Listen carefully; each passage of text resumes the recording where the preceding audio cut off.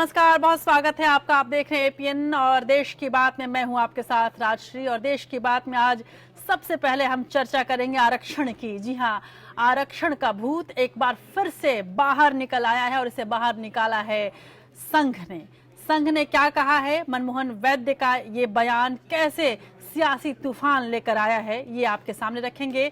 5 राज्यों में चुनाव की तैयारियों के बीच राष्ट्रीय स्वयंसेवक संघ के वरिष्ठ प्रचारक ने क्यों आखिर दोहराई है आरक्षण हटाने की बात, और फिर बयान से पलटे क्यों वैद्य, ये सब कुछ आपके सामने होगा। क्या होगा इसका कोई असर विधानसभा चुनाव में, इस असर को जानने की और जांचने की हम कोशिश करेंगे।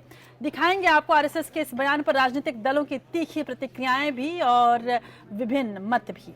यूपी में रुकावटों के बावजूद महागठबंधन पर जारी है सपा और कांग्रेस में बातचीत। अब आने वाले दिनों में दोनों ही दल कैसे एक दूसरे के साथ सहयोग करेंगे, इस पर अब आखिरी दौर की बातचीत चल रही है।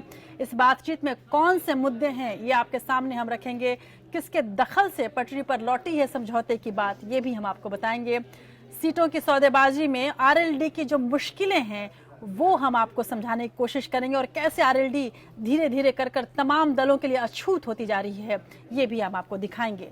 जल्लीकट्टू पर तमिलनाडु में जो भारी विरोध है उसके बीच रास्ता निकालने की कैसी तैयारियां हो रही हैं, ये आपके सामने रखेंगे।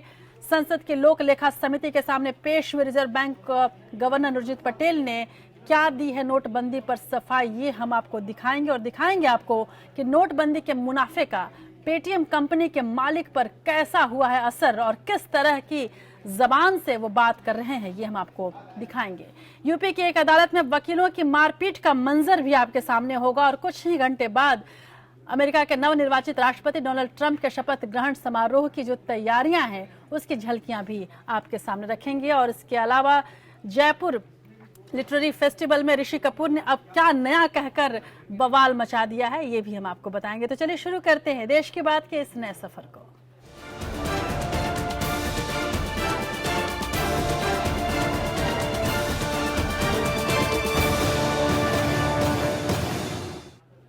तो यूपी समेत 5 राज्यों में होने वाले विधानसभा चुनाव से पहले आरएसएस ने आरक्षण पर बड़ा बयान दिया है। राष्ट्रीय स्वयंसेवक संघ के अखिल भारतीय प्रचार प्रमुख मनमोहन वैद्य ने आरक्षण खत्म किए जाने की वकालत की है। जयपुर लिटरेचर फेस्टिवल में वैद्य ने कहा कि आरक्षण को खत्म करना चाहिए और इसकी जगह ऐसी व्यवस्था लाने की जरूरत है जिसमें सबको समान अवसर और शिक्षा मिले। खास बात यह है कि मनमोहन वैद्य का बयान ऐसे वक्त में आया है जब यूपी समेत 5 राज्यों में विधानसभा चुनाव होने हैं और बीजेपी पूरा जोर लगा रही है इन चुनावों को जीतने के लिए। ठीक इसी तरह का बयान आपको याद होगा बिहार विधानसभा चुनाव से पहले संघ प्रमुख मोहन भागवत ने दे दिया था, जिसके बाद पूरा का पूरा चुनावी माहौल बदल गया था और बिहार में बीजेपी की शिकस्त हो गई थी। क्या ये बयान अब आने वाले दिनों में चुनाव पर असर डालेगा, ये अपने आप में शोचनीय बात है। लेकिन आपको पहले दिखाते हैं कि मनमोहन वैद्य ने आखिर कहा क्या। आरक्षण का विषय भारत में एक शेड्यूल का शेड्यूल ट्राइब के लिए अलग संदर्भ में आया है। इस हमारे समाज के बांधवों को हमने सैकड़ों साल तक सम्मान से, सुविधाओं से, शिक्षा से वंचित रखा है। ये बहुत अन्याय हुआ है, ये एकदम गलत हुआ है। उसका परिमार्जन करने की जिम्मेदारी हमारी है। एक पर्टिकुलर कास्ट में पैदा होने का उनको सबसे दूर रखा गया, ये ठीक नहीं है। इसलिए उनको साथ लाने के लिए आरक्षण का प्रावधान संविधान में आरंभ से किया गया है। यह भी कहा डॉक्टर आम्बेडकर जी ने कहा है कि किसी भी राष्ट्र में हमेशा के लिए ऐसा आरक्षण का प्रावधान रहना ये अच्छा नहीं है। जल्द से जल्द इसकी आवश्यकता निरस्त होकर सबको समान अवसर देने का समय आना चाहिए, ये भी उन्होंने कहा है। सवाल ये उठता है कि जयपुर लिटरेचर फेस्टिवल जहां पर साहित्यिक बातें होनी चाहिए, वहां उस मंच पर इस तरह के राजनीतिक बयान अपने आप में बेहद आश्चर्यजनक हैं। और साहित्य एक अकेला ऐसा क्षेत्र है जहां पर ही शायद कोई आरक्षण नहीं, जिसके भी अंदर ये प्रतिभा है, साहित्यिक प्रतिभा है, वो आगे बढ़ जाता है। लेकिन उस मंच को भी इस वक्त चूंकि राजनीतिक माहौल है और सियासी दौर में हर मंच को सियासत के लिए लोग उपयोग कर रहे हैं, और संघ विचारक मनमोहन वैद्य ने भी शायद कुछ यही सोचकर आरक्षण का मुद्दा उठाया और ये भी कहा कि आरक्षण से अलगाववाद बढ़ता है। उन्होंने कहा कि एक वक्त के बाद आरक्षण को खत्म कर देना चाहिए और इसी विचार के साथ आरक्षण दिया गया था कि धीरे धीरे आरक्षण खत्म कर दिया जाएगा। लेकिन सवाल है कि आखिर इसी वक्त उन्हें आरक्षण की बात इस कदर याद क्यों आई, और वो भी जयपुर लिटरेचर फेस्टिवल में। सबको अवसर अधिक दिए जाए, शिक्षा अधिक दी जाए, इस प्रकार प्रयत्न करना चाहिए। इसके आगे आरक्षण देना थोड़ा अलगाववाद बढ़ाने वाली बात है, ऐसा लगता है।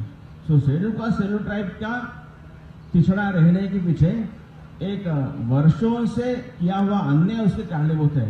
ऐसा अन्य स्थान पर नहीं है, इसलिए उसका उपाय अन्य तरह से ढूंढना अधिक अच्छा रहेगा, ऐसा लगता है। और जब कल इस समारोह की शुरुआत हुई थी तो गुलजार ने एक खास बात कही थी। गुलजार ने कहा था कि मुझे ऊंची कुर्सियों पर बैठने से डर लगता है, क्योंकि उन कुर्सियों पर बैठकर अपने पांव जमीन से नहीं लगते, और चूंकि जमीन से लगते नहीं इसलिए आप जमीनी हकीकत से दूर भी हो जाते हैं। शायद संघ के साथ भी यही स्थिति है, जमीनी हकीकत से अक्सर संघ दूर हो जाता है। इसी वजह से बिहार में उसकी स्थिति खराब हो गई थी। हालांकि मामला बढ़ने पर अखिल भारतीय प्रचार प्रमुख मनमोहन वैद्य ने पत्रकारों से आरक्षण के अपने बयान पर सफाई भी दी और मामले को संभालने की कोशिश भी की। लेकिन अभी ये सवाल है विचारकों के मन में कि क्या इससे बीजेपी को नुकसान हो गया या आने वाले दिनों में होगा। उस समय भी कहा था कि जब तक समाज में भेदभाव का व्यवहार है, जो भेदभाव के कारण आरक्षण देना पड़ा है वो तब तक देना चाहिए, ऐसे ही कहा था। और जल्द से जल्द यह भेदभाव का व्यवहार समाज में समाप्त हो, ऐसा प्रयास हमने करना चाहिए। और जो weakest among the weaker sections को अब तक लाभ मिलना चाहिए था आजादी के 70 साल के बाद भी, वो क्यों नहीं मिला, इसकी एक बार निष्पक्ष जांच होनी चाहिए। ये काफी समय हो गया है और वो जांच होकर उसके कारणों में जाना चाहिए और जल्द से जल्द उनको वो लाभ मिले, इसके लिए टाइम बाउंड प्रोग्राम बनना चाहिए, ये बात कही थी। तो आरक्षण के बयान को लेकर विपक्ष संघ पर हमलावर हो गया है। आरजेडी प्रमुख लालू यादव ने सबसे पहले बीजेपी पर हमला बोला और संघ पर भी, और उन्होंने ट्वीट करके हमला बोला है।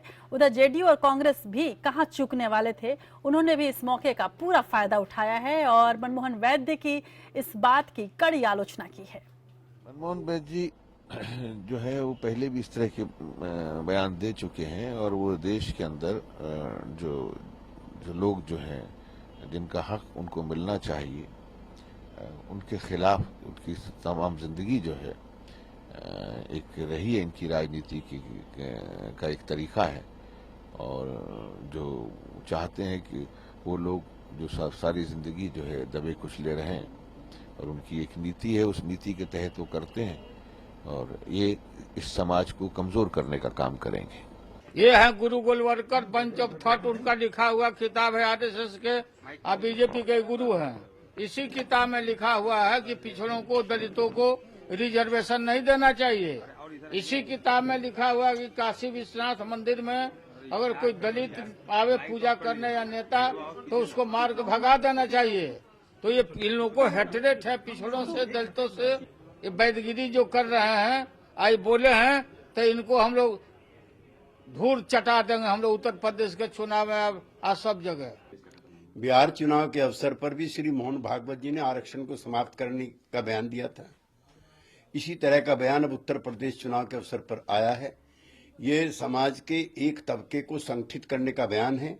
ये शोषितों के, पिछड़ों के, दलितों के, दबे कुचले वर्गों के खिलाफ है। संविधान में व्यवस्था है कि जो शैक्षणिक और सामाजिक तौर पर पिछड़े हैं उनको आरक्षण की व्यवस्था की जाएगी। और ठीक एक साल पहले यानी 28 जनवरी 2016 को मोहन भागवत जो कि आरएसएस चीफ है, उन्होंने भी कुछ इसी अंदाज में कहा था कि आरक्षण की जरूरत धीरे धीरे खत्म कर देनी चाहिए और दरअसल आरक्षण को खत्म करना चाहिए ताकि सभी लोगों को समान अवसर मिल सके। गौरतलब है कि उस वक्त बिहार चुनाव होने वाले थे और इसके पूर्व आरएसएस प्रमुख मोहन भागवत का कुछ ऐसा ही बयान आया था। भागवत ने कहा था कि बदली हुई परिस्थितियों में आरक्षण की समीक्षा होनी चाहिए। हालांकि इस बयान पर उठे विवाद के बाद मोहन भागवत और संघ के तमाम नेता गलत मतलब निकालने की बात कहने लगे थे। इस बयान को बिहार चुनाव में लालू यादव और नीतीश कुमार ने खूब भुनाया। बयान पर सियासी संग्राम छिड़ गया। इसे लेकर कांग्रेस समेत तमाम विपक्षी पार्टियों ने भागवत और पीएम नरेंद्र मोदी दोनों पर सवाल उठाए थे। नीतीश कुमार और मायावती ने इसे बड़ा मुद्दा बनाया था। बता दें आपको कि मोहन भागवत ने कहा था कि आरक्षण की समीक्षा के लिए गैर राजनीतिक कमेटी का गठन किया जाए। तब मोहन भागवत थे और अब मनमोहन है। देखना होगा कि मोहन भागवत और मनमोहन वैद्य की बातों में कितनी समानता है।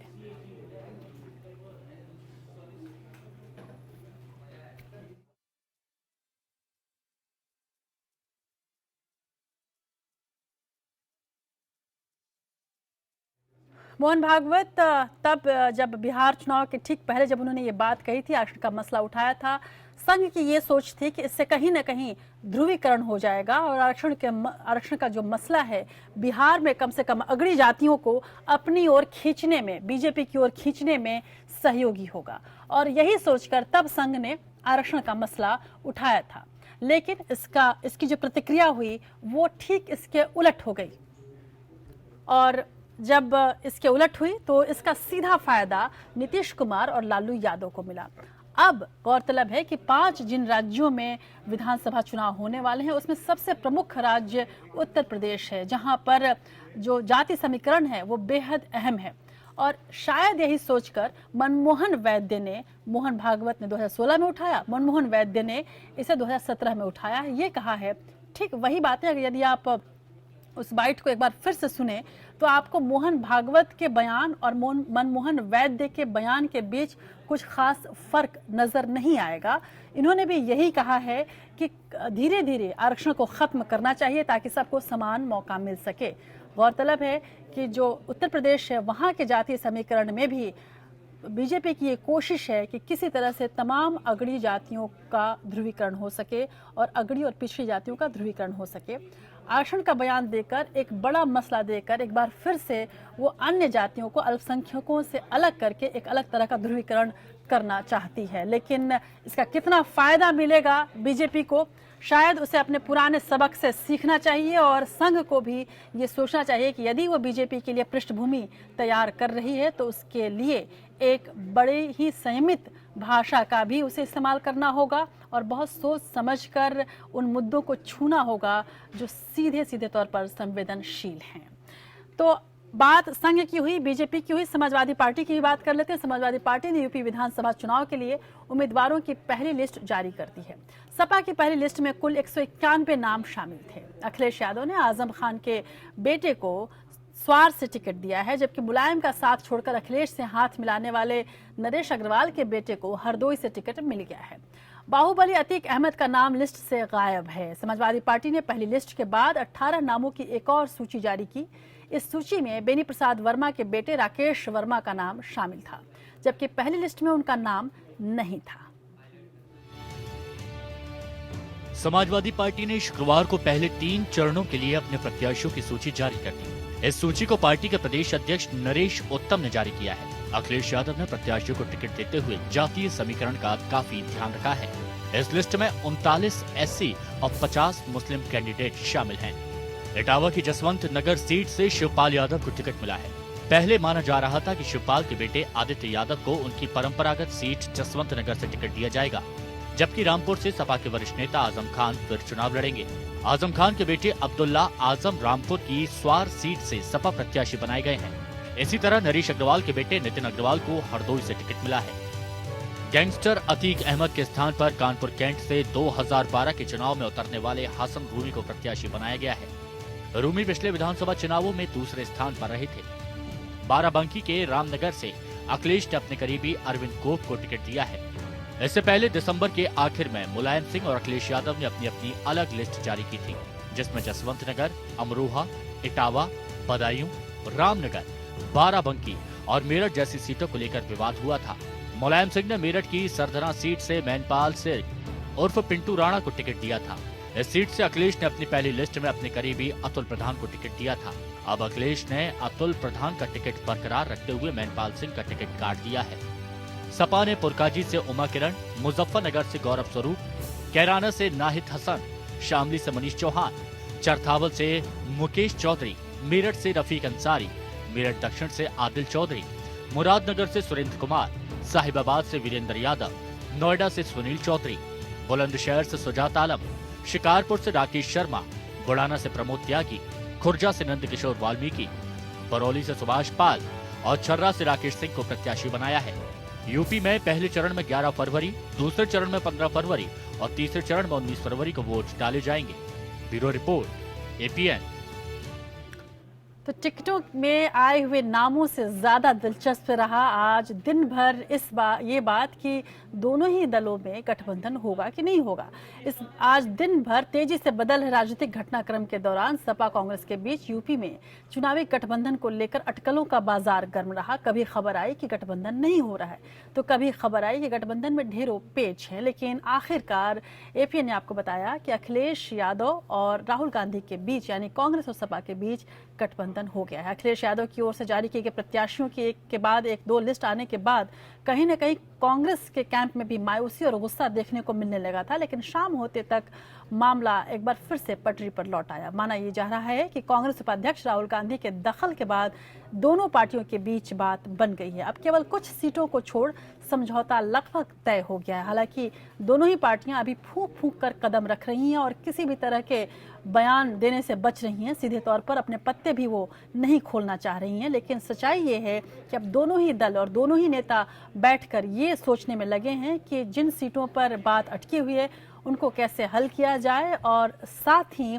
आने वाले दिनों में चुनावी प्रचार की रणनीति क्या होगी, कौन किसके साथ प्रचार करेगा, कौन किसके साथ प्रचार नहीं करेगा, और कहां-कहां किन-किन क्षेत्रों में दोनों ही बड़े नेता मिलकर प्रचार करेंगे। सपा और कांग्रेस के बीच गठबंधन को लेकर बात अपने आखिरी दौर में है। माना जा रहा है कि कुछ सीटों को छोड़ दोनों पार्टियों के बीच समझौता लगभग तय हो गया है। इससे पहले सपा की ओर से चुनाव के पहले 3 चरणों के लिए 191 प्रत्याशियों के नाम जारी होने के बाद कुछ देर के लिए इस प्रस्तावित गठबंधन पर पानी पड़ता सा दिखाई दे रहा था। लेकिन कांग्रेस उपाध्यक्ष राहुल गांधी के दखल के बाद बात बन गई है। हालांकि कांग्रेस और सपा इस मुद्दे पर अभी खुलकर कुछ भी नहीं कह रहे हैं। मैंने तो आज शीट देखी, उसमें कांग्रेस के सिटिंग मेंबर्स है, वहां पे भी उन्होंने उतार दिए। तो वो चिंता करे, कांग्रेस सोचे कि वो किसका हाथ पकड़ना जा रही है। ये दुर्भाग्यपूर्ण बात है। इस वजह से इसके बारे में और आगे के लिए कोई भी बात हम तब कर पाएंगे जब जिनसे पहले अखिलेश यादव जी से बात होकर के अलायंस संपूर्ण हुआ था, आजाद साहब की दोबारा से उनसे बात होगी, तभी इसके बारे में आगे बता पाएंगे। कुछ कांग्रेस का अड़ियल रवैया था जिस बारे कहीं ना कहीं रुकी वार्ता, लेकिन अभी भी जो वार्ता हो रही है माननीय मुख्यमंत्री जी के द्वारा हो रही है और इसमें माननीय मुख्यमंत्री जी जो निर्णय लेंगे वो अंतिम निर्णय होगा। अभी कोई अंतिम निर्णय नहीं होगा। दूसरी ओर सपा अभी भी 300 से अधिक सीटों पर चुनाव लड़ने पर अड़ी हुई है। हम लोग चाहते हैं भाजपा को हराने के लिए। केवल उत्तर प्रदेश से 2017 में भाजपा को हम लोग हराएंगे तो हम लोग का लक्ष्य 2019 में लोकसभा चुनाव है। इसलिए 2017 चुनाव में हम लोग चाहते थे कांग्रेस के साथ गठबंधन करने के लिए। तो अभी तो कांग्रेस का कोई सूची हम लोग का पास नहीं आया।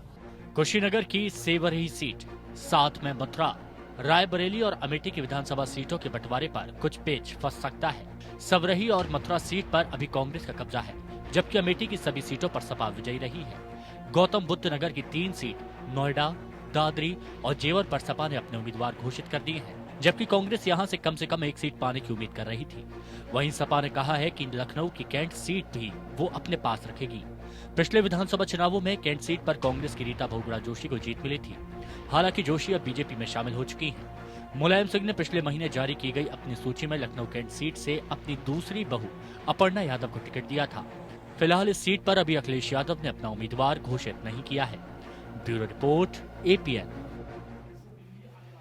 तो समाजवादी पार्टी और कांग्रेस के बीच आखिरी वक्त तक जबरदस्त मोल भाव चल रहा है। शुरू में कहा जा रहा था कि सपा 300 सीटों पर चुनाव लड़ेगी और बाकी 103 सीटों पर कांग्रेस और गठबंधन के दूसरे दल चुनाव लड़ेंगे। लेकिन साइकिल चुनाव चिन्ह मिलने के बाद सपा के तेवर और सख्त हो गए और मोल भाव भी बहुत तेजी से चला, लेकिन अंततः बात बन गई।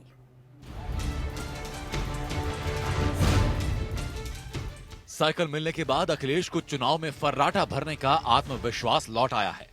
पश्चिमी उत्तर प्रदेश में मुसलमानों को साधने के लिए आरएलडी के साथ सीधे जाना सपा को मंजूर न था।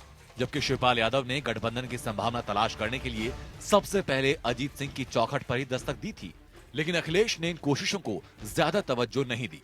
करीब 2 महीने पहले शिवपाल यादव जी आए थे, मुलायम सिंह जी ने बात की थी, अभी 1 हफ्ते पहले अखिलेश यादव ने भी बात की, पर उसके बाद कोई गठबंधन की बात नहीं। कहते हैं कि भाई कांग्रेस बात करे, हमसे किसी ने आज तक बात ही नहीं की है। बाद में कांग्रेस को कहा गया कि वो बची हुई सीटों पर आपस में बंटवारा कर ले, लेकिन आरएलडी के लिए वजूद का सवाल है तो कांग्रेस 27 साल से प्रदेश में बेहाल है। चौधरी अजीत सिंह 31 सीटों से कम पर तैयार नहीं हुए, लेकिन कांग्रेस 20-22 सीटों में ही आरएलडी को निपटा देना चाहती थी। आरएलडी से बात न बनते देखकर सपा ने भी तेवर बदल दिए। प्रशांत किशोर के फॉर्मूले का हवाला देकर कहा गया कि कांग्रेस पिछले चुनाव में 28 सीटों पर जीती थी और 32 सीटों पर नंबर 2 पर थी। ऐसे में 60 सीट ही कांग्रेस डिजर्व करती है। हद से हद 25 से 30 सीटें ही ठेलवे में दी जा सकती हैं। बेहतर होता अगर कांग्रेस साथ में होती। कोई जरूरत नहीं, कोई जरूरत नहीं है, यानी कि समाजवादी पार्टी अकेले जाएगी तो ज्यादा बेहतर जरूरत नहीं है, अनुकंपा हो सकती है। दिनों दिन फूलते कांग्रेस के अहम के गुब्बारे में जैसे किसी ने पिन चुभो दी हो। कौमा में पड़ी कांग्रेस में फड़फड़ाहट शुरू हुई ही थी कि सपा की 191 सीटों पर उम्मीदवारों के ऐलान से पार्टी ने आखिरी हिचकियां लेनी शुरू कर दी। सपा ने कांग्रेस की जीती हुई 7 सीटों को भी नहीं बख्शा, लेकिन राष्ट्रीय पार्टी का लिहाज करते हुए 18 सीटें बख्शीश में छोड़ दी। फिर क्या था, आनन फानन दिल्ली दरबार ने आपात बैठक बुलाई, राज बब्बर को समझाइश देकर लखनऊ रवाना कर दिया गया। Bureau report, APN.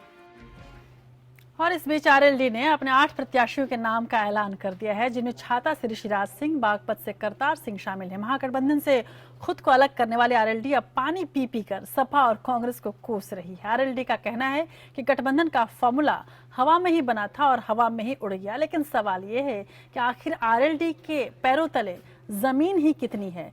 जिसके पैरों तले जमीन ही नहीं है उसका कुछ भी कहना क्या, नहीं कहना क्या।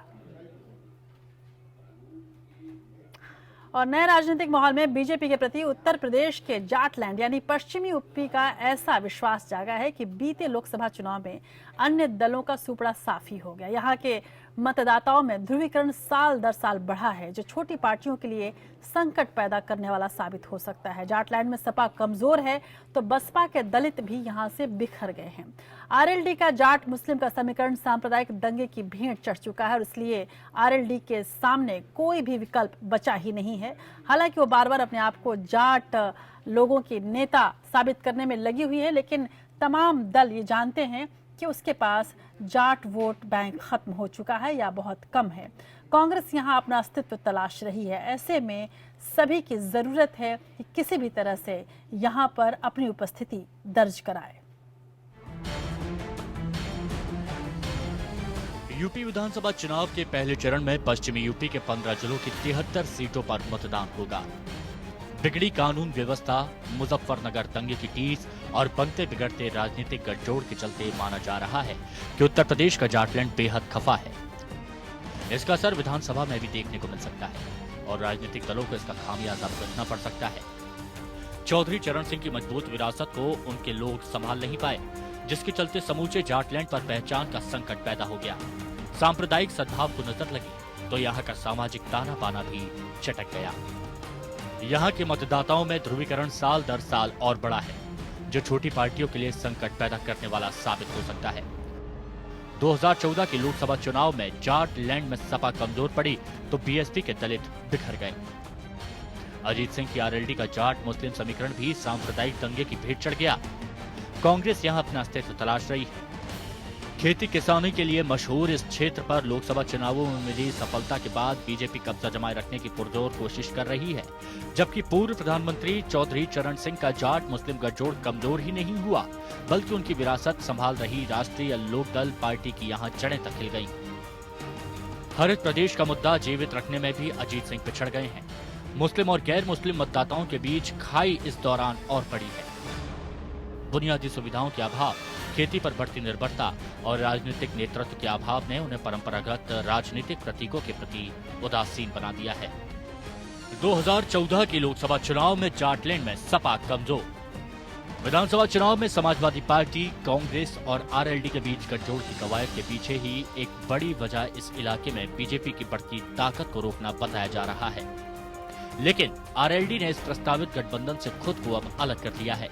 और ऐसे किसी चुनावी महागठबंधन के बहाने मुस्लिम और जाट मतदाताओं को एक साथ लाने की मंशा फिलहाल पूरी होती नहीं दिख रही है। Bureau report, APN. और दूसरी तरफ उत्तराखंड विधानसभा चुनाव को लेकर कांग्रेस अध्यक्ष सोनिया गांधी के घर पर कांग्रेस की केंद्रीय चुनाव समिति की बैठक खत्म हो गई है। इस बैठक में उत्तराखंड के मुख्यमंत्री हरीश रावत, प्रदेश अध्यक्ष किशोर उपाध्याय सहित कांग्रेस के कई बड़े नेता मौजूद थे। उत्तराखंड चुनाव के लिए नामांकन प्रक्रिया आज से शुरू हो गई है। कांग्रेस की ओर से अभी प्रत्याशियों की कोई भी सूची जारी नहीं की गई है, जबकि बीजेपी ने 64 लोगों की अपनी पहली लिस्ट जारी कर दी है। माना यह जा रहा है कि आज की बैठक में कांग्रेस की लिस्ट का मसौदा तैयार कर लिया गया है। और अब बात जल्लीकट्टू की करते हैं। बात तमिलनाडु में जल्लीकट्टू पर प्रतिबंध लगाने के खिलाफ बढ़ रहे विरोध की। चेन्नई के मरीना बीच समेत पूरे राज्य में लाखों लोग विरोध प्रदर्शन में जुटे हुए हैं। सुपरस्टार रजनीकांत, प्रभुदेवा, कमल हासन, धनुष, अजीत समेत कई शख्सियत इस प्रदर्शन में जुटे और लोगों का साथ दिया। राज्य में कई संगठनों ने बैन के विरोध में बंद भी बुलाया था और आज पूरा तमिलनाडु बंद था। कुल मिलाकर जल्लीकट्टू पर सुप्रीम कोर्ट के फैसले के बाद यहां पर जबरदस्त विरोध है और लोगों की मांग है कि किसी भी तरह से इस बैन को उठाया जाए।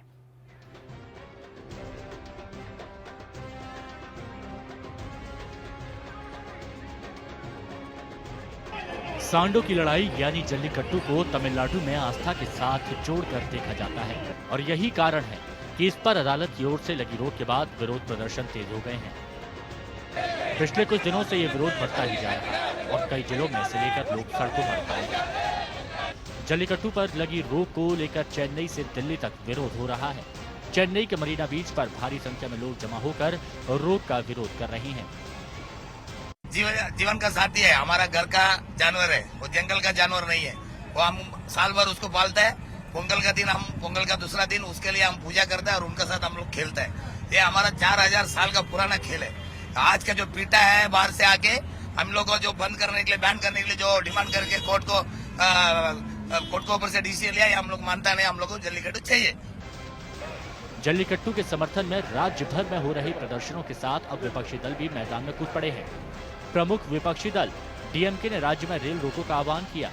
डीएमके के कार्यकारी अध्यक्ष एम.के. स्टालिन के नेतृत्व में कार्यकर्ता जगह जगह रेल रोको आंदोलन में शामिल हुए।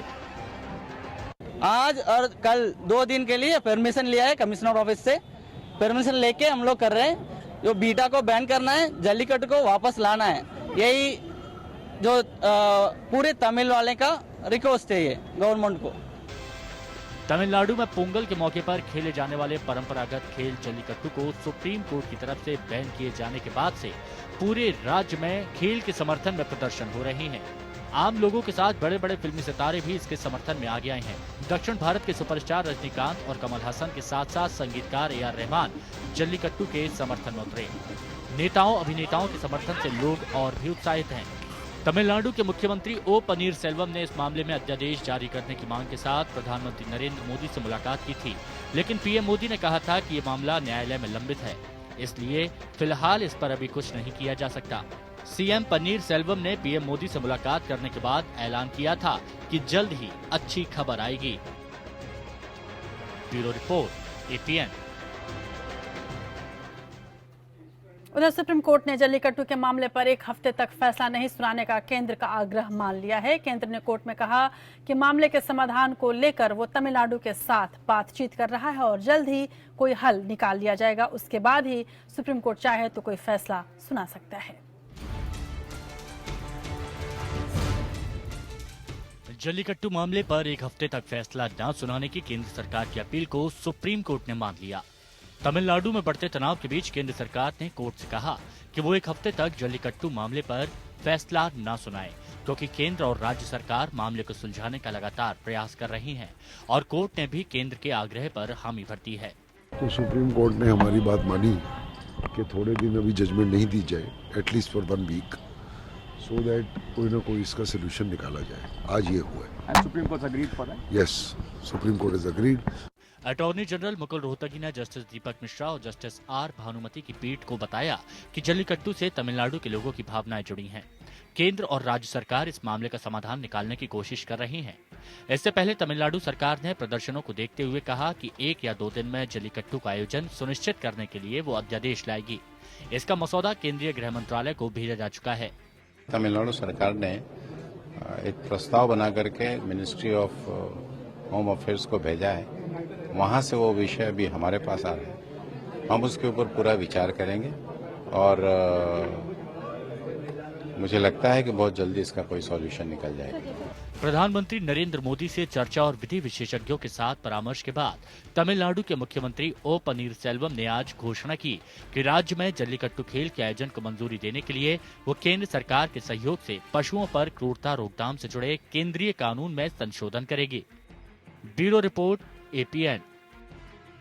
इस बीच इस मसले पर पूर्व अटॉर्नी जनरल सोली सोराबजी ने जल्लीकट्टू को लेकर चल रहे पूरे विवाद पर अपनी राय दी है। उन्होंने तमिलनाडु सरकार के अध्यादेश को लेकर भी बात की और ये स्पष्ट किया कि इसमें सुप्रीम कोर्ट की सीमाएं कहां पर हैं। क्योंकि सुप्रीम कोर्ट ने बैन इम्पोज किया था ना, दे वांट टू से कि बैन इम्पोज किया तो गलत था। अच्छा, सुप्रीम कोर्ट को कन्विंस करो। अभी I believe attorney general said ask for 1 weeks time, so he wants to, central government wants to consult the state government and to sort it out. Very good. Ordinance कभी issue करे when there are circumstances of pressing nature which requires immediate action. I don't think an ordinance would be really constitutionally valid also. But in any case, now let's wait for 1 week and see what happens. गौरतलब है कि बात ये भी चल रही थी कि तमिलनाडु सरकार यदि केंद्र सरकार ने किसी तरह का कोई अध्यादेश इस पूरे मसले पर नहीं लेकर आई तो तमिलनाडु सरकार अलग एक अध्यादेश लेकर आएगी और इस पर से बैन हटा लेगी। इसी को लेकर तमाम विशेषज्ञ इसकी जांच परख कर रहे हैं और साथ ही सुप्रीम कोर्ट द्वारा लगाए गए बैन पर भी विभिन्न तरह की राय हम तक पहुंचा रहे हैं। जल्लीकट्टू पर विशेषज्ञों की राय अलग अलग है। जहां कानून के कुछ जानकार सुप्रीम कोर्ट के जल्लीकट्टू पर रोक को सही बता रहे हैं, वहीं कुछ सामाजिक कार्यकर्ता परंपरा पर जोर भी दे रहे हैं। साथ ही ऐसी रोक को बाकी जानवरों पर भी लागू करने की बात कर रहे हैं। जैसा कि आपने सोली सोराबजी को सुना कि उन्होंने कहा कि जो बैन लगाया जा रहा है, सुप्रीम कोर्ट ने जो लगाया है और उसका विरोध यदि किसी को करना है तो इसे साबित किया जाए कि ये बैन गलत है। कुछ इसी तरह की मिलीजुली प्रतिक्रिया तमाम कानूनी जानकारों और जानवरों के हितों की बात करने वालों की भी है। जी देखिए, मेरा सोचना ये है कि क्रुएल्टी टू एनिमल्स एक्ट 1960 में आया जरूर, लेकिन ये ट्रेडिशन उसके पहले का है और उसके पहले से भी इस ट्रेडिशन में लोग इन्वॉल्व रहे हैं और जिस तरह से ये खेल को रखा गया है, हाँ कुछ एनिमल्स की क्षति होती होगी और किसी तरीके से उसी तरीके से इंसान की भी क्षति होती होगी उस खेल के अंदर।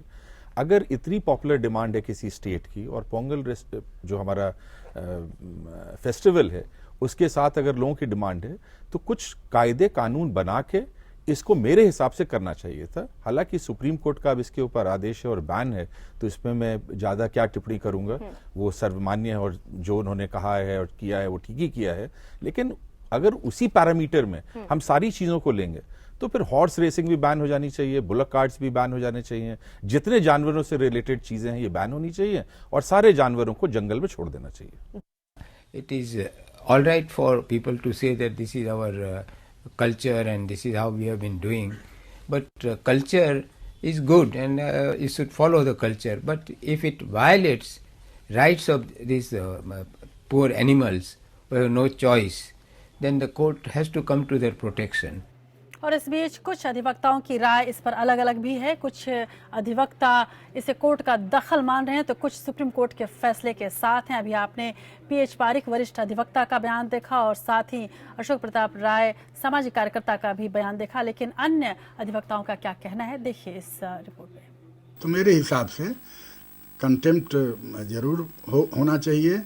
अब ये है कि जो ऑर्गेनाइजर हैं उनके संरक्षक हैं जो उसको प्रोपेगेट कर रहे हैं, उनके पदाधिकारियों और उन लोगों के ऊपर होना चाहिए और कोर्ट को अधिकार है। ये रिलीजियस मामला नहीं है, ये ह्यूमैनिटी और एनिमल के प्रोटेक्शन का मामला। मैं समझता हूं कि अदालतों की सीमाएं बहुत निर्धारित हैं। कानून का पालन करवाना, कानून की व्याख्या करना, ये अदालतों की सीमाएं हैं और अदालतों की इन सीमाओं के बाहर नहीं निकलना चाहिए। जहां पर लॉ एंड ऑर्डर की सिचुएशन हो, जहां पर लोगों की अपनी आत्म विश्वास का मामला हो, धार्मिक विश्वास का मामला हो, ऐसे मामलों में अदालत को नहीं पड़ना चाहिए। और अब बात करते हैं आरबीआई की। भारतीय रिजर्व बैंक के गवर्नर उर्जित पटेल ने दावा किया है कि नकदी की किल्लत जल्द ही दूर कर दी जाएगी। नोटबंदी पर सफाई पेश करने के लिए आज संसद की लोक लेखा समिति के सामने रिजर्व बैंक के गवर्नर उर्जित पटेल हाजिर हुए। उन्होंने भरोसा दिया कि नोटबंदी के जल्द ही अच्छे परिणाम देखने को मिलेंगे। उन्होंने कहा कि ऑनलाइन लेन देन की दरों को कम करने के लिए भी बातचीत जारी है और आज जिस तरह से उनसे सवाल पूछे गए उसके बचाव में बीजेपी सामने आई। गौरतलब है कि इसके पहले जब पहली बार उर्जित पटेल लोक लेखा समिति के सामने पेश हुए थे तो कई सवालों पर घबरा गए थे और उन सवालों पर उनकी घबराहट देखकर पूर्व प्रधानमंत्री मनमोहन सिंह ने उनका बचाव किया था और कहा था कि जिन सवालों को लेकर वो सहज महसूस कर रहे हैं उनका ही जवाब दें। आज भी उर्जित पटेल बेहद घबराए रहे। रिजर्व बैंक के गवर्नर उर्जित पटेल आज संसद की लोकसभा समिति के सामने पेश हुए। केवी थॉमस की अध्यक्षता वाली समिति ने उर्जित पटेल से 10 सवालों के जवाब मांगे थे। उर्जित इन सवालों के जवाब लेकर समिति के सामने पेश हुए।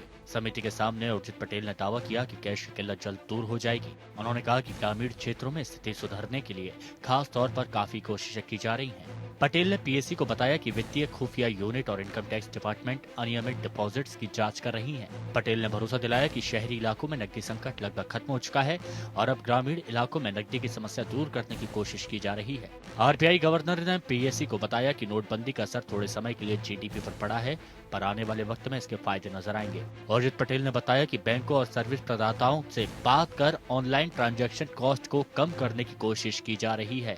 इसी हफ्ते वित्त की स्थायी समिति के सामने सवाल जवाब के वक्त पूर्व प्रधानमंत्री मनमोहन सिंह ने उर्जित पटेल का बचाव किया था। मनमोहन सिंह ने कहा था कि पटेल ने समिति को बताया था कि नोटबंदी के बाद से 9.2 लाख करोड़ के नए नोट सिस्टम में डाल दिए गए हैं। हालांकि पटेल समिति के कुछ सवालों के जवाब नहीं दे पाए। वो ये भी नहीं बता पाए कि नोटबंदी के बाद कितना पैसा बैंकों में आया और हालात कब तक ठीक होंगे। Bureau report, APN. उधर reserve bank governor Urjit Patel साफ साफ ये नहीं बता सके कि नोटबंदी के बाद बैंक में कितना पैसा वापस लौटा है, जिसकी जानकारी तमाम देश के नागरिक चाह रहे हैं। और नोटबंदी से क्या हासिल हुआ ये भी उर्जित पटेल के पास इसका कोई जवाब नहीं था और इसको लेकर वो कोई जवाब दे भी नहीं सके। सूत्रों के मुताबिक 97% पैसा नोटबंदी के बाद बैंकों में लौट चुका है। ऐसे में नोटबंदी के मकसद पर सवाल उठना लाजमी है। नोटबंदी से काला धन की मुहिम को तगड़ा झटका लगा है, इसीलिए बाद में कैशलेस इकोनॉमी की बात की जाने लगी। लेकिन बुनियादी ढांचे के अभाव और देश में 80% से ज्यादा नकदी के चलन के कारण सरकार का ये दावा भी फीका पड़ने लगा। फिर क्या था, सरकार ने लेस कैश इकोनॉमी की बात की। विपक्ष का आरोप है इस बीच कि नोटबंदी चंद पूंजीपति घरानों और व्यापारिक संस्थानों को फायदा पहुंचाने के लिए लिया गया एक कदम था। विपक्ष ने तो पेटीएम को पे टू मोदी तक कहना शुरू कर दिया। नोटबंदी से देश में करोड़ों लोगों को भारी तकलीफ उठानी पड़ी, वहीं पेटीएम ने जबरदस्त मुनाफा इसमें कमाया। और नोटबंदी से जहां आम लोगों को दिक्कतों का सामना करना पड़ा, वहीं कुछ कंपनियां कैशलेस ट्रांजैक्शन के नाम पर माला माल हो गई। इसी कड़ी में ई वॉलेट कंपनी पेटीएम के सालाना जलसे के दौरान इसके मालिक विजय शेखर शर्मा के मंच पर भाषण को लेकर सोशल मीडिया में तीखी प्रतिक्रिया हो रही है। गौरतलब है कि विपक्ष पहले भी पेटीएम को लेकर मोदी सरकार को निशाना पर लिए हुए हैं। उधर सोशल मीडिया में 3.5 लाख से ज्यादा लोग इस वीडियो को देख चुके हैं। रिवॉल्यूशन 2017 नाम के इस जलसे में पेटीएम के मालिक और सीईओ विजय शेखर ने इस बयान में ऐसे शब्दों का इस्तेमाल किया है जिन्हें आपत्तिजनक बताया जा रहा है।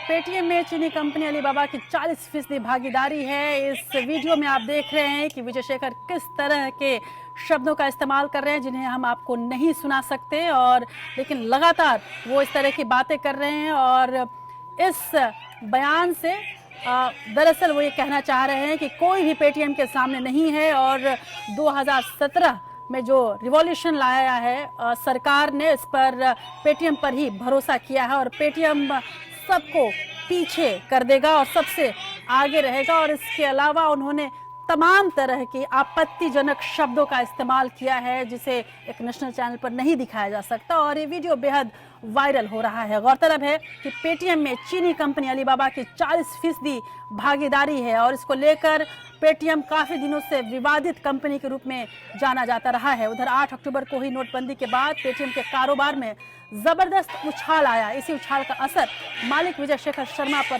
साफ नजर आ रहा है, जब वो इस वीडियो में शर्मा स्टेज पर पूरे जोश के साथ उछलते हुए नजर आ रहे हैं और बताते हैं कि पेटीएम के सक्सेस के बारे में वह कितना अच्छा कर रहा है। वो अपने भाषण में कंपनी की ग्रोथ के बारे में बताते हैं, लेकिन उनकी भाषा और तरीका वाकई काबिले गौर है। नए साल के सेलिब्रेशन स्पीच में विजय शेखर ने कहा कि जो हमारे साथ नहीं है वो रोएंगे। एक साल वो किया जो उन्होंने 10 साल में नहीं किया। 2017 हमारा है, कैसे नहीं होगा। इसके लिए वो तमाम लोग हमारे साथ हैं जिनकी ज़रूरत है। इसके बाद उन्होंने जो कुछ कहा वो आप खुद देख सकते हैं। हालांकि ये शब्द इतने आपत्तिजनक है इस नेशनल चैनल पर नहीं सुनाया जा सकता, और इसी वजह से अब जिस तरह की नोटबंदी से लोगों को अपने ही पैसे निकालने पर पाबंदी लगा दी गई है, उसी तरह पेटीएम ने भी दुकानदारों को ऑनलाइन भुगतान जमा तो कर लिया, लेकिन महीने में 25,000 रुपए ही पेटीएम से अपने खाते में ट्रांसफर की सीमा इन दिनों तय कर दी है। इस पैसे पर मिलने वाला ब्याज दुकानदारों को मिलेगा कि नहीं, ये साफ नहीं है। इसके पहले भी जो इंटरेस्ट पेटीएम ले रहा था उसको लेकर कोई स्पष्ट नियम पेटीएम ने अपने ग्राहकों को नहीं बताया था, जिससे ग्राहकों को लाखों का चूना लग चुका है। इस तरह से पेटीएम ने जायज और विवादित तरीके से लोगों की मजबूरी से खासा मुनाफा कमाया है। और इस बीच चूंकि ये वीडियो इतना विवादित हो गया है कि विजय शेखर ने सफाई दिया और ये कहा है, आज ही उनकी सफाई आई है, इसमें उन्होंने स्पष्ट किया है कि मैंने गलत किया है और गलत भाषा का उपयोग किया था। मुझे अच्छी भाषा का उपयोग करना चाहिए था, आगे से मैं ध्यान रखूंगा, लेकिन मैं इतना उत्साह में था कि मैं ये सब कुछ बोल गया। लेकिन विजय शेखर को याद रखना चाहिए था कि 125 करोड़ की जनता जब लाइन में खड़ी थी और अपने ही हक के पैसे के लिए तरस रही थी, उस वक्त इतनी बड़ी पार्टी में इस तरह से जनता का मजाक उड़ाना कितना मुफीद है। चलिए अब नजर डालते हैं नेशनल टॉप 5 खबरों पर।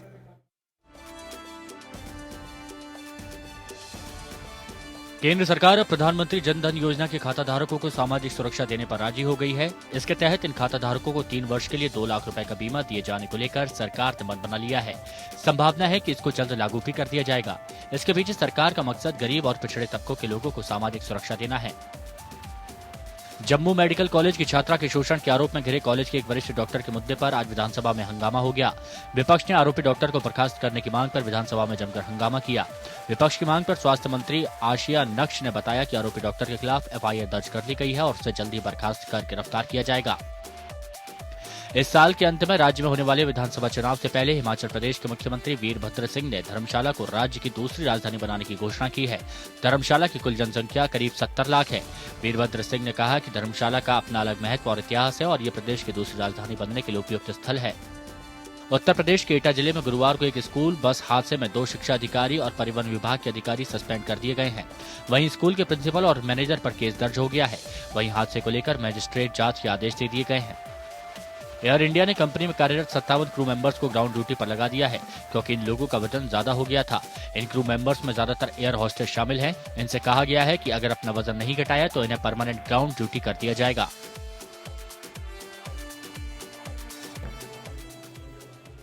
और अब बात न्यायपालिका से जुड़ी कुछ खबरों की। यूपी के सीतापुर की कचहरी में एक आरोपी को गिरफ्तार करने पहुंची रेलवे प्रोटेक्शन फोर्स की टीम के साथ वकीलों की मारपीट हो गई। आरोपी रमाशंकर पर आरोप था कि उसने रेलवे के संपत्ति को अपने निजी वाहन से नुकसान पहुंचाया था। आरोपी के कलेक्ट्रेट कचहरी में होने की सूचना पाकर आरपीएफ की टीम पहुंची थी।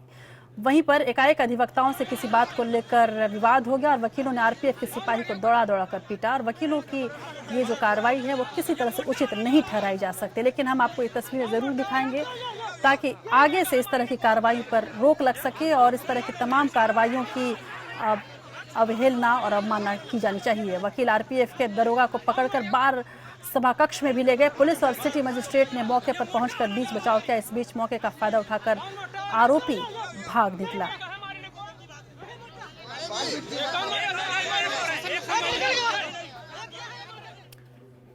जाट आंदोलन के दौरान मुरथल में गैंगरेप के मामले में पंजाब और हरियाणा हाईकोर्ट ने हरियाणा पुलिस को फटकार लगाई है। हाईकोर्ट ने कहा है कि मुरथल में गैंगरेप हुआ था और इसके सबूत हैं।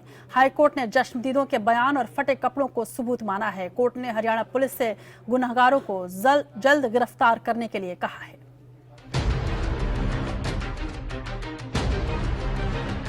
पंजाब और हरियाणा हाईकोर्ट ने माना कि फरवरी 2016 में जाट आरक्षण आंदोलन के दौरान हरियाणा के मुरथल में महिलाओं से बलात्कार हुए थे।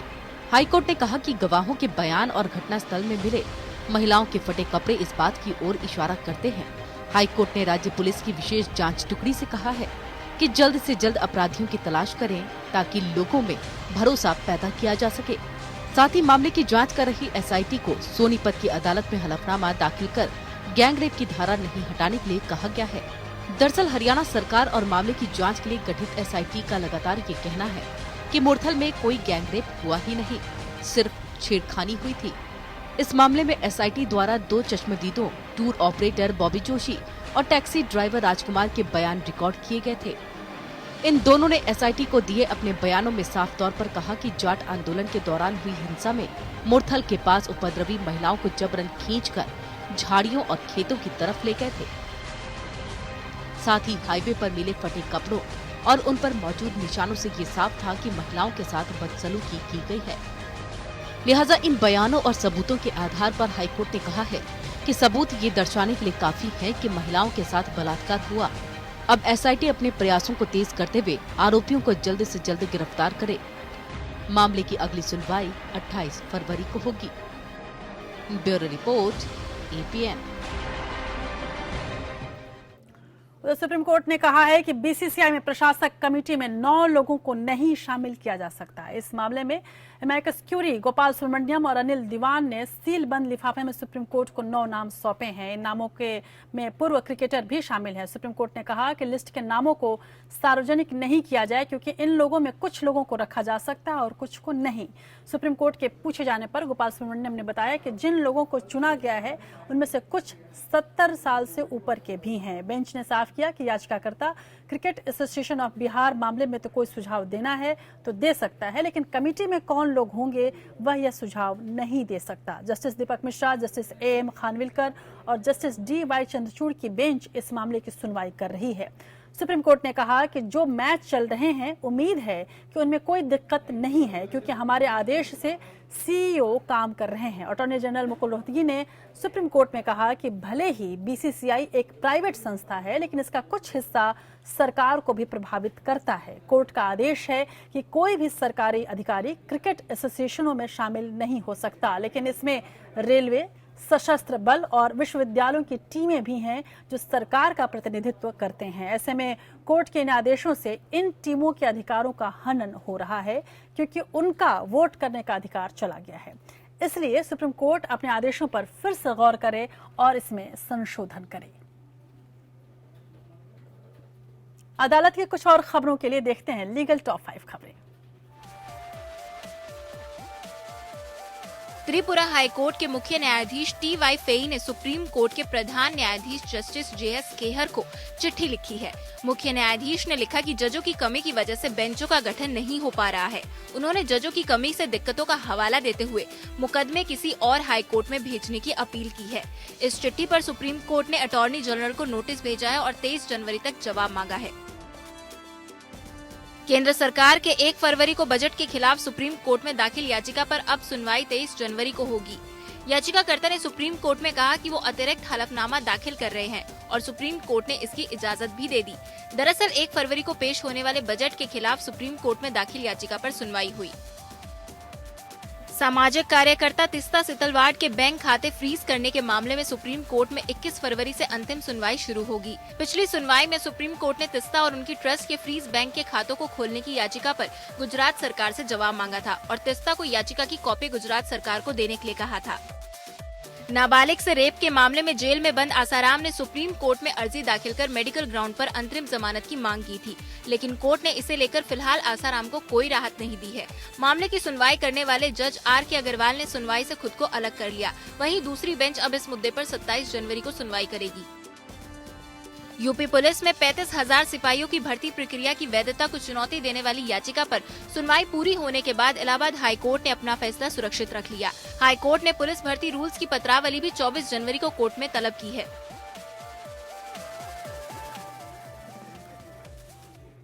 और अंतर्राष्ट्रीय खबरों में चर्चा आज डोनाल्ड ट्रंप की होनी थी, इसलिए डोनाल्ड ट्रंप की चर्चा लेकर हम आपके सामने हैं। डोनाल्ड ट्रंप भारतीय समयानुसार रात 10:30 बजे अमेरिका के 45वें राष्ट्रपति के रूप में आज शपथ ले रहे हैं। वो गुरुवार रात अपने परिवार के साथ यहां पहुंचे। समारोह को लेकर देश में जश्न का माहौल है। हालांकि डेमोक्रेटिक पार्टी के कई सांसदों ने समारोह के बहिष्कार कर इसकी भव्यता को फीका जरूर कर दिया है, लेकिन डोनाल्ड ट्रंप की सहयोगी टीम ने उनके इस शपथ ग्रहण समारोह को बेहद खूबसूरत बनाने के पूरे इंतजाम किए हैं। डोनाल्ड ट्रंप के शपथ ग्रहण समारोह का गवाह बनने के लिए लोगों की भारी भीड़ जुटी है। करीब 9 लाख लोग समारोह में हिस्सा लेंगे। अमेरिकी सुप्रीम कोर्ट के chief justice John Roberts Trump को शपथ दिलवाएंगे। शपथ ग्रहण समारोह अमेरिकी कैपिटल बिल्डिंग के पश्चिमी हिस्से में होगा। ट्रंप 2 बाइबल लेकर शपथ लेंगे। एक को लेकर अब्राहम लिंकन ने शपथ ली थी, जबकि दूसरी ट्रंप को उनकी मां ने तोहफे में दी थी। ट्रंप से पहले वाइस प्रेसिडेंट माइक पेंस शपथ लेंगे। ट्रंप देश के नाम संबोधन भी करेंगे। हालांकि डोनाल्ड ट्रंप के राष्ट्रपति बनने का कई लोग विरोध भी कर रहे हैं। ट्रंप के शपथ ग्रहण समारोह में डेमोक्रेटिक पार्टी के 60 सांसद शामिल नहीं होंगे। ऐसा पहली बार हो रहा है जब विपक्ष ने राष्ट्रपति के शपथ ग्रहण समारोह का बहिष्कार किया है। भारत की ओर से कोई बड़ा नेता समारोह में शामिल नहीं होगा। अमेरिका में भारत के राजदूत नवतेज सरना देश का प्रतिनिधित्व करेंगे। शपथ ग्रहण के बाद दोपहर 3 बजे एक उद्घाटन परेड निकाली जाएगी, जिसमें राष्ट्रपति डोनाल्ड ट्रंप, उपराष्ट्रपति माइक पेंस और उनके परिवार के लोग कैपिटल बिल्डिंग से व्हाइट हाउस की ओर जाएंगे। शपथ ग्रहण समारोह के मद्देनजर वॉशिंगटन डीसी में सुरक्षा सख्त कर दी गई है। करीब 28,000 सुरक्षाकर्मी चप्पे चप्पे पर नजर रखेंगे। समारोह स्थल से होकर गुजरने वाले कई रास्ते बंद कर दिए गए हैं। Bureau report, APN। 45वें अमेरिकी राष्ट्रपति के रूप में आज शपथ ले रहे डोनाल्ड ट्रंप की विदेश नीति हालांकि अभी बहुत साफ नहीं है, लेकिन जानकारों का मानना है कि उनके कार्यकाल के दौरान अमेरिका के भारत से रिश्ते और बेहतर होंगे। इसका भारत को फायदा भी मिल सकता है। वे अपने चुनाव प्रचार के दौरान भारत और हिंदुओं को व्हाइट हाउस का सच्चा दोस्त बता चुके हैं और उसी बयान के आधार पर जानकार ये मान रहे हैं कि आने वाले दिनों में भारत की उपेक्षा डोनाल्ड ट्रंप नहीं कर सकते और भारत से अच्छी दोस्ती बनाकर रखेंगे। बदले सियासी माहौल में भारत के साथ अमेरिका का संबंध कैसा होगा, इसे लेकर सियासी हलकों में चर्चा गर्म है। सवाल है कि क्या बराक ओबामा के दौरे में भारत के साथ रिश्तों की गर्माहट बनी रहेगी या इसमें कोई बदलाव होगा। हालांकि जानकारों का मानना है कि डोनाल्ड ट्रंप पाकिस्तान को लेकर सख्त रुख अपना सकते हैं, जिसका फायदा भारत को हो सकता है। इसके अलावा कई ऐसे कारण हैं जो ट्रंप और पीएम मोदी को साथ खड़ा करते हैं। मोदी को लेकर पॉजिटिव, डोनाल्ड ट्रंप कह चुके हैं कि वो प्रधानमंत्री मोदी के साथ हैं, काम करने को लेकर उत्सुक हैं। ट्रंप ने पीएम मोदी की ऊर्जा और उनकी शख्सियत की कई बार तारीफ की है। माना जा रहा है कि वो पीएम मोदी के रहते भारत से रिश्ते और बेहतर करेंगे। भारतीयों को बता चुके हैं सच्चा दोस्त। अपने चुनाव प्रचार के दौरान डोनाल्ड ट्रंप भारतीय और हिंदुओं की खूब जमकर तारीफ कर चुके हैं। ट्रंप ने कहा था कि अगर वो राष्ट्रपति बने तो भारतीय और हिंदू समुदाय के सच्चे दोस्त साबित होंगे। भारतीय अमेरिकियों की मेहनत के कायल, ट्रंप अमेरिका में रहने वाले भारतवंशियों की मेहनत के जबरदस्त कायल हैं। वो कह चुके हैं कि अमेरिका में बसे भारतवंशियों ने अमेरिका को मजबूत किया है। उनकी मेहनत से अमेरिका आगे बढ़ा है। भारत को साथ लेकर चलना जरूरी। भारत को जितनी अमेरिका की जरूरत है, अमेरिका को भारत की उससे कहीं ज्यादा जरूरत है। ट्रंप जैसी विदेश नीति को लाना चाह रहे हैं, उसमें एशिया और यूरोप में उन्हें भारत के साथ की जरूरत पड़ेगी। ट्रंप ऐसा कोई कदम नहीं उठाना चाहेंगे जिससे भारत से अमेरिका के संबंध बिगड़े। पाकिस्तान पर होंगे सख्त। ट्रंप का रवैया शुरू से ही पाकिस्तान विरोधी रहा है। अपने बयानों के जरिए उन्होंने कई बार इसे साबित भी किया। इसके अलावा चीन के प्रति उनका कड़ा नजरिया भी भारत की ओर उनके झुकाव की एक बड़ी वजह साबित हो सकता है। ऐसे में उम्मीद की जानी चाहिए कि आने वाले वक्त में ट्रंप और मोदी की जोड़ी भी ओबामा और मोदी की जोड़ी की तरह सुपरहिट साबित होगी। Bureau report, APN।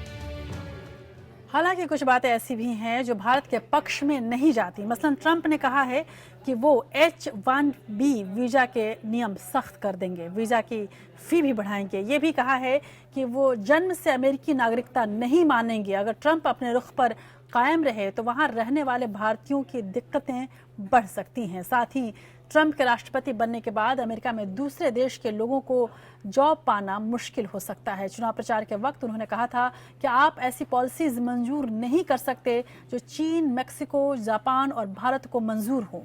आप ऐसी पॉलिसीज लागू नहीं कर सकते जो जॉब के लिए अमेरिका को इस्तेमाल करने वाली हों, और यही सारे बयान भारतीयों के लिए चिंता का विषय बन सकते हैं।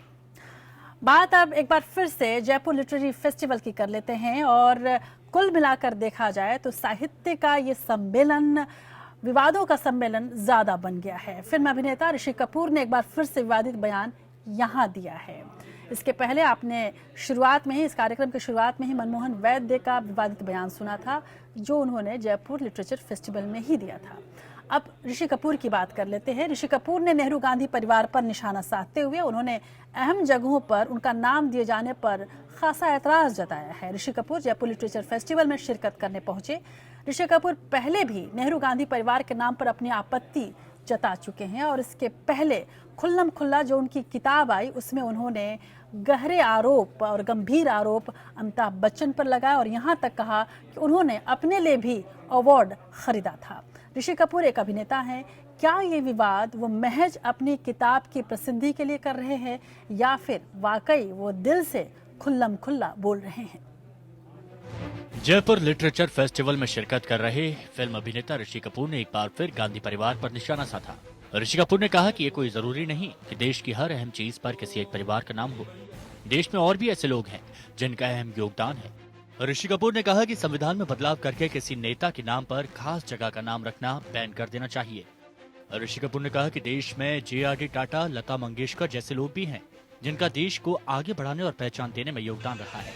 क्या ऐसे लोगों के नाम पर महत्वपूर्ण जगहों, इमारतों या अन्य चीजों का नामकरण नहीं होना चाहिए? जयपुर लिटरेचर फेस्टिवल में ऋषि कपूर ने अपनी आत्मकथा खुल्लम खुल्ला का जिक्र किया तो अपने जीवन और करियर से जुड़े कई खुलासे भी किए। इससे पहले पिछले साल मई में भी ऋषि कपूर ने सवाल उठाया था कि देश में हर महत्वपूर्ण एसेट का नाम नेहरू गांधी परिवार के नाम पर क्यों है? स्कूल, कॉलेज, अस्पताल सब एक ही परिवार के नाम पर क्यों है? अकेले दिल्ली में 64 एसेट्स हैं जो उनके नाम पर हैं। हालांकि उन्होंने ये भी कहा कि वो ना तो राजनीति में आना चाहते हो, ना ही किसी पार्टी का समर्थन या विरोध करते हैं। Bureau report, APN। और देश की बात में बात इतिहास के करने से पहले एक वर्तमान की बड़ी खबर आपको दे देते हैं। जल्लीकट्टू पर केंद्र सरकार ने अध्यादेश लाया है और जल्लीकट्टू पर लगे बैन को हटा लिया गया है, और अब इसको मंजूरी के लिए राष्ट्रपति के पास भेज दिया गया है। इस अध्यादेश के पास हो जाने के बाद तमिलनाडु में चल रहा विरोध खत्म हो सकता है। गौरतलब है कि कल ही पनीर सेल्वम ने कहा था जब वो प्रधानमंत्री मोदी से मिले थे कि कुछ इंतजार कीजिए और एक अच्छी खबर आएगी। कल तो ये कोई खबर नहीं आई थी, लेकिन आज जिस तरह से दिन भर तमिलनाडु में बेहद विरोध प्रदर्शन रहा और तमाम बड़े नेता, अभिनेता इस प्रदर्शन में शामिल रहे और दिन भर आज तमिलनाडु ठप पड़ा रहा, उसके बाद केंद्र सरकार ने इस की गंभीरता को समझा और इस पर अध्यादेश पास करके राष्ट्रपति के पास भेज दिया है। और गौरतलब है कि आज ही सुप्रीम कोर्ट जल्लीकट्टू पर जब फैसला देने वाला था तब अटॉर्नी जनरल मुकुल रोहतगी ने सुप्रीम कोर्ट से ये गुजारिश की थी कि आज कोई फैसला नहीं दे, 1 हफ्ते का वक्त दिया जाए और इस बीच कोई ना कोई रास्ता निकाल लिया जाएगा। इस बड़ी खबर को आप विस्तार से देखेंगे आगे APN में, लेकिन इस वक्त मैं देश की बात में बात कर लेती हूँ इतिहास की।